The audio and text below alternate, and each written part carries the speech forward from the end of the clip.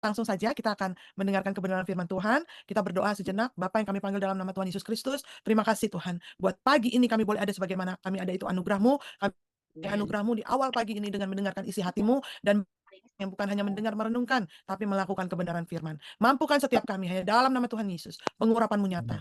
Ampuni segala dosa pelanggaran kutuk kebodohan kami Tuhan. Sucikan, tahirkan kami. Hanya dalam nama Tuhan Yesus kami mengucap syukur dan berdoa. Sama-sama yang percaya katakan amin. Amin. Amin. Haleluya. Izinkan saya sharing screen. Kita akan melihat satu ya important subject. Ya. Agak sedikit bergema ini ya dengan bahasa Indonesianya itu adalah apa? Ya, pelajaran yang sangat penting ya. Saudara-saudara, pelajaran yang sangat penting. Apa itu? Tuhan kembali mengingatkan. Ini bukan hal yang baru atau yang belum pernah saudara dengar.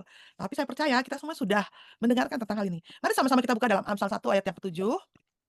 Ya, Amsal yang pertama ayat yang ke-7. Boleh sama-sama kita baca dimanapun saudara berada. Baca dengan suara yang keras, saudara. Dalam hitungan ketiga. 1, 2, 3.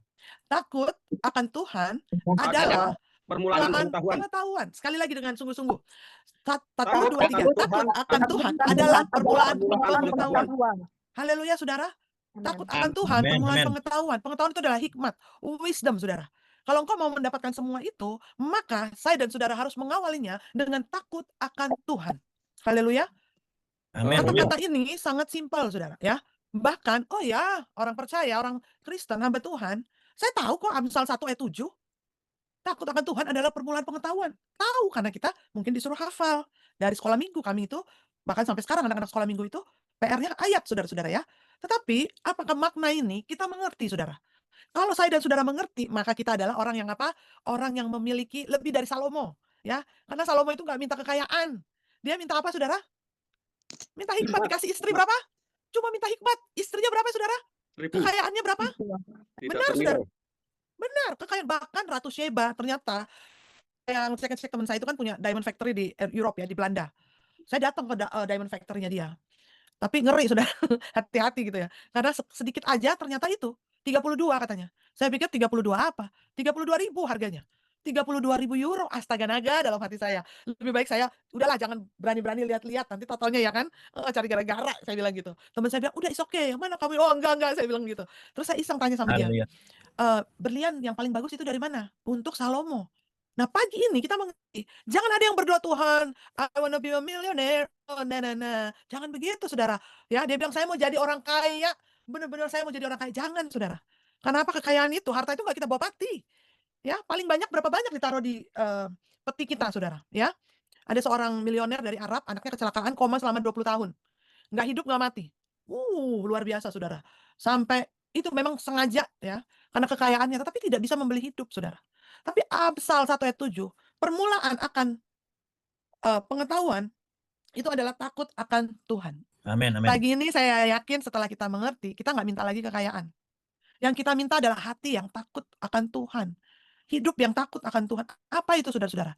Ayat ini merupakan fondasi utama dari seluruh kitab Amsal. Yang apa mengajarkan bahwa pengenalan akan Allah adalah titik awal dari segala kebijaksanaan hidup. Percuma kita hidup, tapi kalau apa, saudara-saudara? Tidak punya kebijaksanaan. Tidak punya yang namanya wisdom. Tidak punya hikmat, kepintaran. Ya, semua orang pintar, saudara.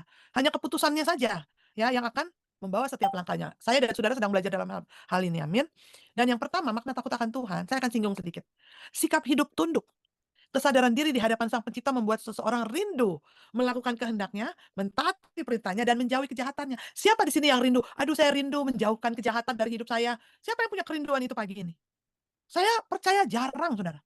Bahkan, ya, kecenderungan kita apa? Justru mendekati kejahatan. Hal-hal yang tidak tepat. Kenapa saya bisa bilang begitu? Karena apa? Nalar dosa. Karena kejatuhan manusia. Tapi bukan untuk pity self ya, tapi untuk mengingatkan saya dan saudara saat ini, apakah kerinduan kita, desire, keinginan kita melakukan kehendaknya, mentaati perintahnya dan menjauhi kejahatannya? Itu adalah sikap tunduk yang bermakna takut akan Tuhan, saudara. Yang berikut ya, sumber rujukan utama mengakui bahwa Tuhan adalah sumber kebenaran tertinggi. Saya nggak bisa pakai pikiran saya. Saya nggak bisa pakai otak saya dalam kehidupan pribadi memutuskan dalam pelayanan. Bisa, saudara. Karena ternyata bukan akal manusia yang jadi apa? Tolak ukur saya dan saudara. Kita bisa salah, saudara. Kadang-kadang saya dan saudara salah, nggak minta maaf pula. Benar? Karena merasa benar, saudara. Haleluya. Banyak masalah. Karena memang kita manusia terbatas. Dan sumber rujukan utamanya, kenapa? kita bukan hidup pakai standar dunia. Kalau kita takut sama Tuhan, bukan standar dunia. Oh, orang itu juga begitu, kenapa kita nggak boleh? Ya kan? Lah lihat dulu orangnya siapa, Saudara. Kenapa selalu kita mengambil standar yang justru rendah di hadapan Tuhan? Bukan kita ngambil standar, wah dia baca Alkitab sehari 3 kali, berarti saya harus baca Alkitab sehari 10 kali. Ada yang begitu nggak, Saudara? Bahkan saya lihat kecenderungannya, ke gereja nggak? Ah, ya udah kalau kamu nggak ke gereja, saya nggak ke gereja juga deh. Ah, kalau dia nggak ada di situ, saya juga nggak ada di situ deh. Kalau duduk depan dong, duduk depan. Ah, enggak teman-teman saya duduknya di belakang. Nggak ada kemandirian, saudara-saudara. Makanya salah satu membuat bangsa Indonesia tertinggal, karena apa? Mau maju lihat dulu kanan kiri. Yes.